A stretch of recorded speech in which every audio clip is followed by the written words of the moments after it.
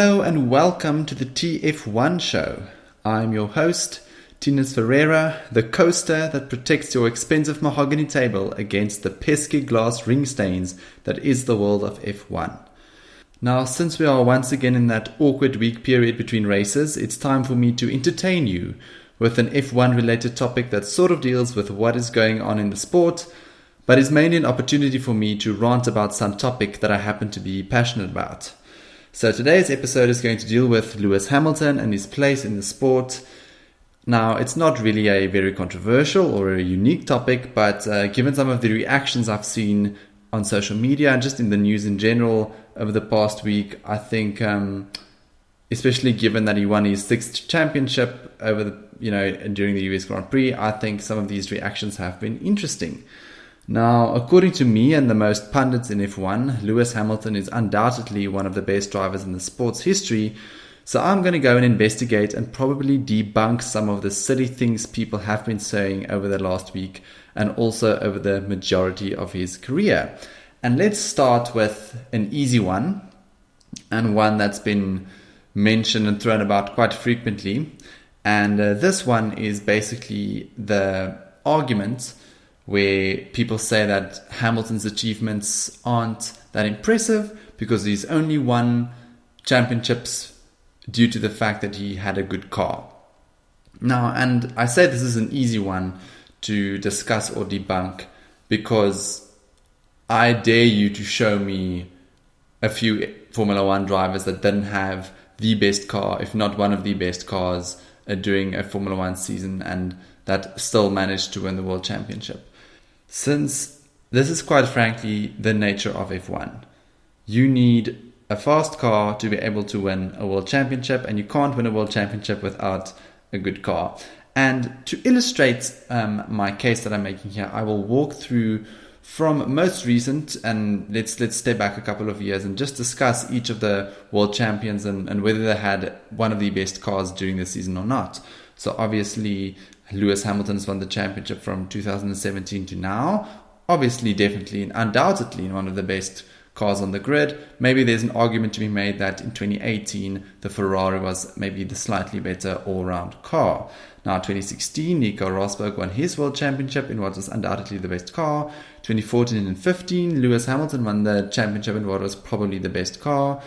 In 2010 to 2013, Sebastian Vettel won his world championship in the Red Bull, which was definitely the best car over that period. And I know there are some people that say that in 2010 and 2012, Vettel didn't have the best car, but I don't agree with that. I think especially in 2012, Vettel was actually the chink in the armor there. The Red Bull was far out in front in terms of reliability and overall pace, and Vettel's mistakes made the championship. Vettel's mistakes and Alonso's incredible driving made the championship much closer than it was actually supposed to be. But let's go back even further. In 2009, Jenson Button won the World Championship in what was definitely over the first half of the season in the Brawn, the best car. Then the Red Bull ended up catching him during the second half, which then meant that Sebastian Vettel won a bit more. But nevertheless, Jenson Button won that championship. In 2008, Lewis Hamilton won the championship in a McLaren, which was, I think, jointly the fastest car with the Ferrari. In 2007, Kimi Räikkönen won the World Championship in the Ferrari, that was jointly the fastest car with the McLaren. In 2004, and 2005 and 2006, Fernando Alonso won the World Championship in the Renault, which was, again, probably the fastest car with the Michelin tires. And then obviously Michael Schumacher from 2000 to 2004 won the World Championship in the Ferrari, which was undoubtedly the fastest car. And in 1998 and 1999, Mika Häkkinen won the World Championship in the McLaren, which was undoubtedly the fastest car. Maybe in 1999, where Ferrari actually won the Constructors' Championship, but Mika won the Drivers' World Championship is maybe a bit of an outlier, given that he probably was, again, probably in the top two fastest cars, but maybe not the outright fastest car. There's an argument to be made there. But as you can see, the fact of the matter is, the argument to say Hamilton has only won world championships because he was in the fastest car, everybody has won world championships because they were in the fastest car. And it's not going to be Formula One if that's not the case. Go watch some spec series like Formula 3 or Formula 2, where the chassis or the fundamentals of the car is exactly the same, but then where the drivers have more of an opportunity to make a difference. But Formula One has always been, a drivers' championship, but in the same time a constructors' championship, where the teams have the ability to compete with each other, and the engineers and the strategists also have the ability to compete with one another. So let's just put that one to bed. Because, and as I've mentioned before, to become a world champion, you need many, many things. You need a car, you need a team that's consistent, and here I can give the side eye to Ferrari, especially over the last 2 years, because I think that's been their Achilles heel. You need consistency, you need reliability, the driver needs to be fast, and the driver needs to have incredible racing ability. And that's more or less in broad strokes the recipe to win a Drivers' World Championship one time. Now, to do it 6 times over is a completely different kettle of fish. And I think that's what separates Hamilton from most of the other world champions, is that he's been able to replicate this performance 6 times in a row. And I think you need to look at, the lengths that Nico Rosberg went to in 2016 to win the world championship, to get an idea of the amount of effort and pressure and concentration and focus and just talent that a driver needs, despite having the best car on the grid, in order to win the world championship. So I think nevertheless, keeping all of that aside as sort of the baseline to my first argument, his performance, Hamilton specifically, in weaker cars also makes him stand out from his peers. Because there were situations, think about, the first half of the season at McLaren, where that McLaren was nowhere, but he was still able to outdrive that car, score points in that car, and then later on in the season actually end up, winning races and scoring podiums in that car. And this is something Fernando Alonso has also highlighted about Hamilton, is that he actually very much respects Hamilton for his ability to extract points and to win races in cars that weren't necessarily the fastest on the grid. He still won quite a lot of races in that Red Bull dominant period from 2010 to 2013. So, yeah, I just feel this whole spiel that people go on when they say that Hamilton is not a deserving world champion because he did so. He won 5 of his 6 titles with Mercedes, who was the dominant team during the period. I would agree for the first 3 championships, but 2017, 2018 and 2019, they definitely haven't had it all their own way, especially in 2018. So, yeah, people just need to calm down a bit with that one. Now, the next, argument that people like to make against Lewis Hamilton's achievement is to say that he's had weak teammates. So, first and foremost, he had the best car, and then while having this best car, he also had weak teammates to compete against. And again, this is an easy one to debunk because he has had 3 world champion teammates already. Obviously, Fernando Alonso in 2007, he had Jenson Button from 2010 to 2012, and then Nico Rosberg, obviously, from 2014 to 2016, where Rosberg ended up becoming a world champion in 2016. Now, I think for me, the most persuasive argument to make here against this is obviously the fact that he competed and he technically beat Fernando Alonso in 2007, and Fernando Alonso is regarded by many, myself included, as one of the all-time great drivers and all-time great racers. And he did all of this in his rookie season at McLaren, and he almost won the championship there as well. He lost the championship by 1 point to Kimi Raikkonen, tying with Alonso, obviously, for that championship. And on count back, he actually won more. I think they both won 4 races, if I remember correctly. And then Hamilton actually had more second places than Alonso, which then meant that Hamilton ended up ahead of Alonso in the championship. And I think people tend to forget how brilliant Hamilton was in his first year in 2007, because that was also the year where I sort of, perked up and noticed this guy, because you don't see a first-time driver in his rookie year step into a top team like that often, and then just go and challenge a 2-time world champion teammate like that consistently. I think he scored 9 consecutive podiums over his first 9 races, which is a bit crazy to think about, to already have that speed and consistency at that stage of his career. So, first and foremost, I think that already shows his skill against his teammates, and just shows how well he actually compares against world-class racing drivers. Now, obviously, against Jenson Button, who won the World Championship in 2009 with Brawn, Hamilton outscored him 2 out of the 3 seasons. I think that one season that Button outscored Hamilton was 2011, and that's arguably Hamilton's worst season, where he was all over the place. And I think used to be a weakness of his, where he was quite emotional. And obviously, I think he had some personal issues during that period, and it just bled through into his race performances, where he had a lot of accidents, made a lot of silly errors, erratic errors. So not a good year for him, that 2011. But in 2010 and 2012, he destroyed Button, basically, especially in 2012. He was definitely the faster driver there. Again, a world champion teammate that he made look quite ordinary most of the time, obviously, except in 2011.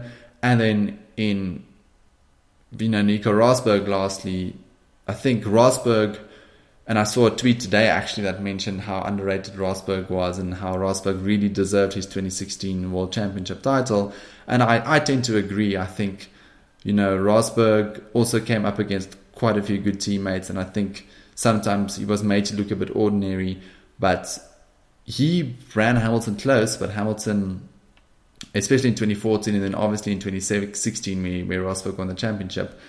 But I think if you just look at the stats between Rosberg and Hamilton over the 3 years they were together, Hamilton again comprehensively outscored Rosberg in each of those seasons. I think he still had more race wins than Rosberg in 2016, but obviously had a bit more reliability issues. But let's not get into that now. I think we just need to talk about and address the fact that Hamilton's actually had very, very strong teammates to compete against throughout his whole career.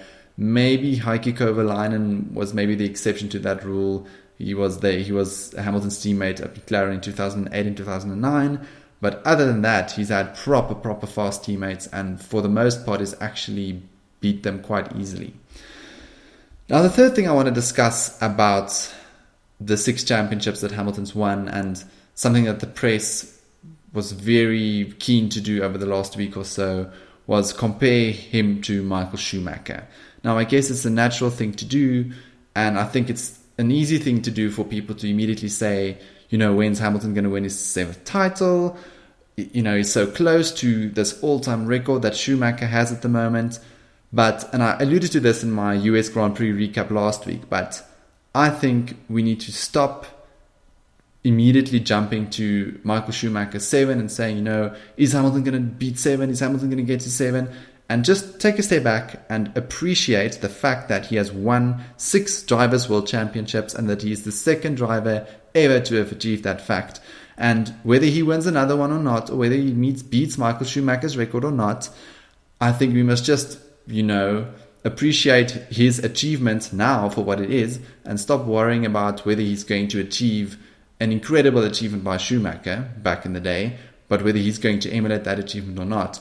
Because if Hamilton is to retire tomorrow, and you never know, we need to at least appreciate Hamilton's achievements in its own merit and to stop chucking in Michael Schumacher's name at every available opportunity. But I guess that is the nature of the press, so let's leave that there. And then after, talking about those 3 pet peeves, if you can call it that, of mine, when it comes to the discussions around Lewis Hamilton, I think we need to ask ourselves, how does he rank among his peers? Now, when I say his peers, I mean Formula One drivers in general throughout history, his counterparts and new challengers, and the current crop of Formula One drivers that he's competing against. And I think firstly, it's difficult to compare across, different eras, different generations, different sets of regulations. Formula One in the 80s and the Formula One in the 70s was a completely different sport to what it is now. And the requirements from the drivers and from the teams are completely different. So I think it's very hard to go and directly compare someone like Hamilton against someone like Ayrton Senna, for example, because how would Senna perform today? How would Hamilton have performed then? I think it's very difficult to tell because, as I've mentioned, the skill sets required, I think it's quite different. Obviously, the base talent still needs to be there, hand-eye coordination, general speed, reactions, things like that's still the same. But the way that you drive a Formula One car today versus the way you drove a Formula One car then It's two completely different kettles of fish. So I don't think there's any point in trying to make that comparison, or as the general press say, determine who the greatest of all time is, because I don't think that's a worthy argument to have. But I think there are a few things that makes him stand out relative to the rest. The first thing is quite an important one, actually, and I think that's definitely something that differentiates Hamilton from Michael Schumacher and Ayrton Senna, is the fact that he's a very, very clean driver. I don't think I can ever remember him resorting to dirty tricks, or to willfully driving another driver off the road, or putting another driver in danger in order to win, or in order to win the World Championship. Now, a few of you might pipe up and say, hey, but what about what Hamilton did in 2016 in Abu Dhabi, where he effectively tried to back Nico Rosberg into, I think, Sebastian Vettel in order to actually try and salvage his World Championship. Now, never in that whole period, or in those sequence of laps, that Hamilton drive dangerously. He was just driving slowly, and Nico Rosberg couldn't get past because Hamilton was being so clever with where he was going fast and where he was going slowly, that he was just trying to somehow give Sebastian Vettel the opportunity to overtake Nico Rosberg in order for his championship chances to improve. So I wouldn't classify that as, maybe dirty driving, but definitely not putting another driver in danger.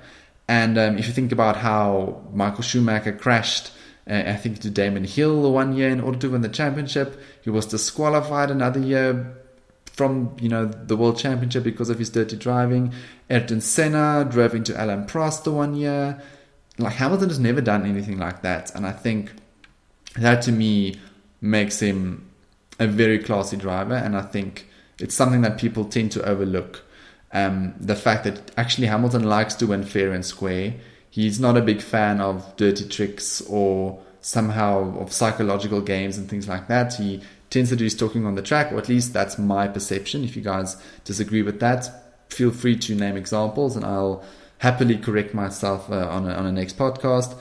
And the last thing that I think that makes him stand out relative to the rest is the fact that he has never competed in a season where he has not won a race. And now I can already imagine, people piping up and saying, oh, but Hamilton has always had a fast car. He's never had a midfield car like, Vettel or Michael Schumacher, who had to first drive at a slow car before they got in a fast car.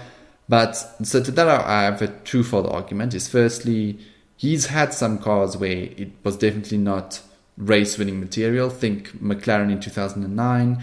Even Mercedes in 2013 definitely wasn't, I'd say, race-winning material. But somehow he managed to win a race in both the 2009 McLaren and the 2013 Mercedes. So, yeah, I think that's convincing already. And then secondly is, if he's talented and good enough and people see he's good enough and Ron Dennis gave him the seat in McLaren, then why is that his fault that he's always had a championship winning car, or that he's always been in the top team?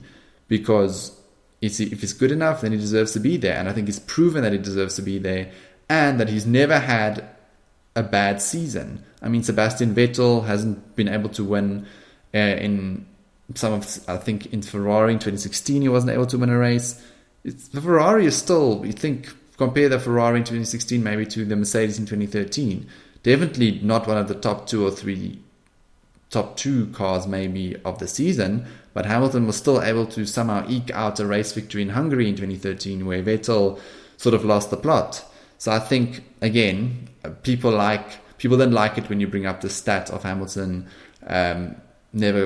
always basically winning in every season that he's competed in. But again, I feel it's very much an impressive statistic and is one of the top lines on his CV, according to me.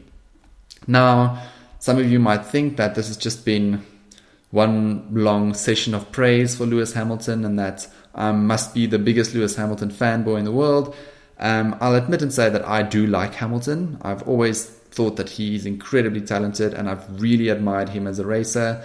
And, ever since he started in 2007, I thought that this guy just has some magic dust that you don't see that often. And I think earlier on this year in my podcast, I did say that now when I saw Charles Leclerc for the first time, that was the first time that I got that sort of feeling of awe that I had when I saw Hamilton for the first time in 2007. So I do think Hamilton is a rare breed. And now, as I've just sort of admitted to, I think Leclerc is one of those rare breeds as well. But I can come out and freely say that there are some things about Lewis Hamilton that I don't necessarily agree with or that I don't like. I think his fashion choices are sometimes not quite within my range of taste, if you can call it that. I think he can definitely get a bit whiny on the radio, and I've called him out on this on the podcast before.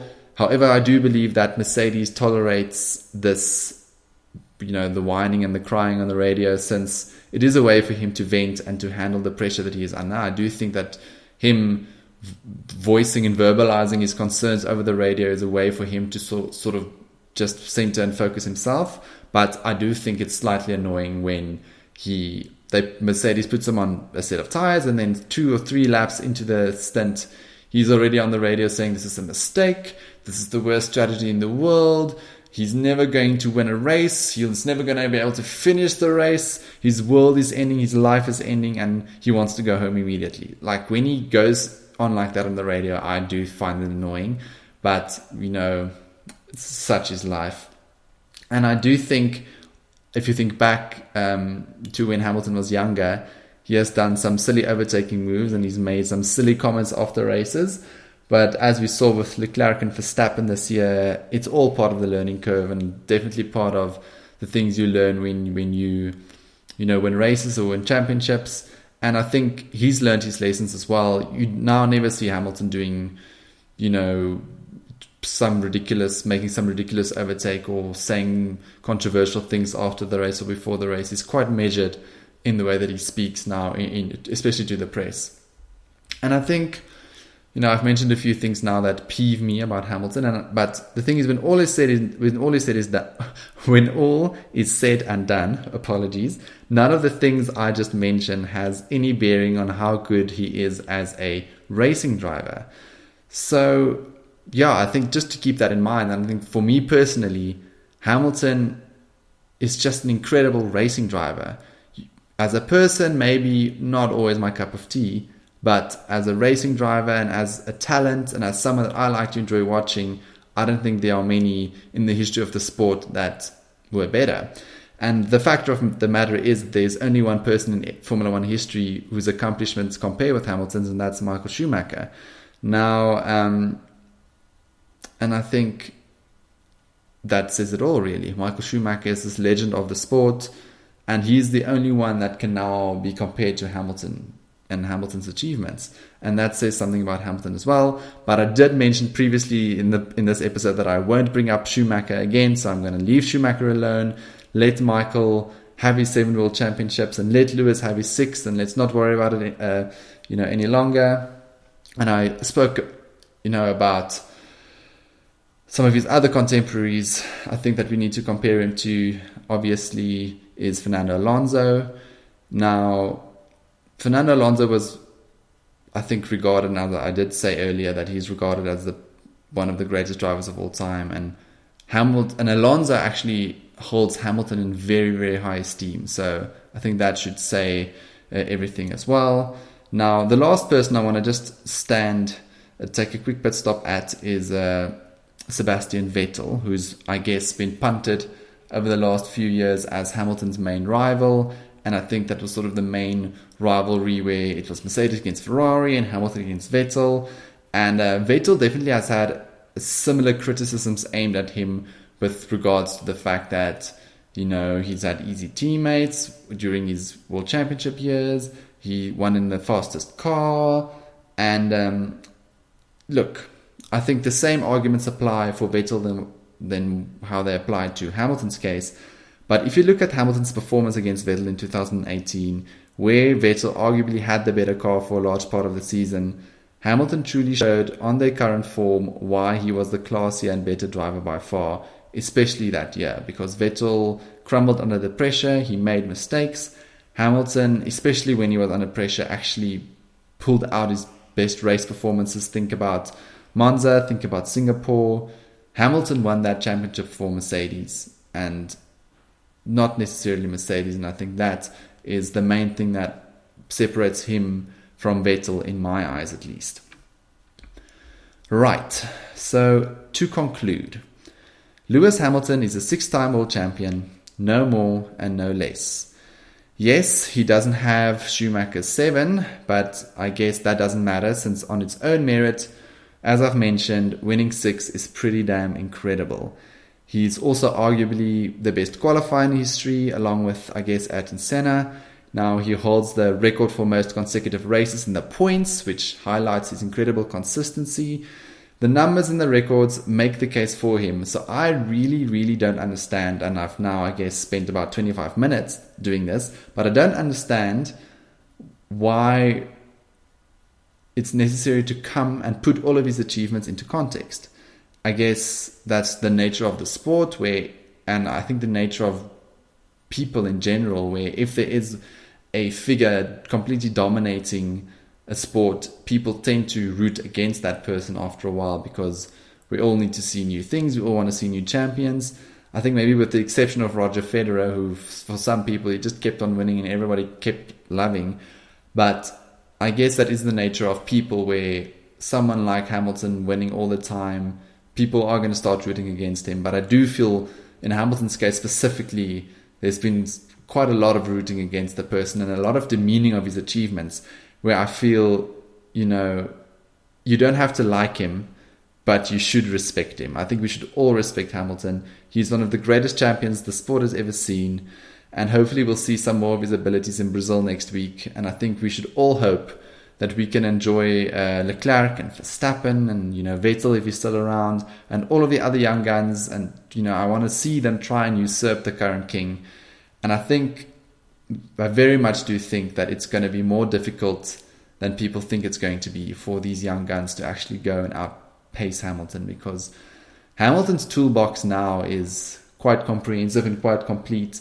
And if he doesn't now necessarily need to be on pole to win a race, where maybe in the past people would have said that Hamilton's strength is qualifying, so he can win a race from pole position, but if he's not on pole, then it's going to be more difficult. I think he can now win a race from pretty much any position on the grid, and I think it's going to be very, very challenging for Max Verstappen, for Charles Leclerc, to consistently be able to beat him over a season if him and Mercedes can bring it year in and year out. And that's it for my rant of the week. I hope you enjoyed the episode, and for those who don't agree with my arguments, please feel free to engage and comment on whichever social media platform you prefer. You can find the TF1 Show on Twitter, on Facebook, or on Instagram. Now, please subscribe to this podcast if you enjoy my content, and I would like to thank everyone for their support as always. Now, the clock is ticking down to the end of the season, and I'll be back next week to recap the Brazilian Grand Prix. Bye.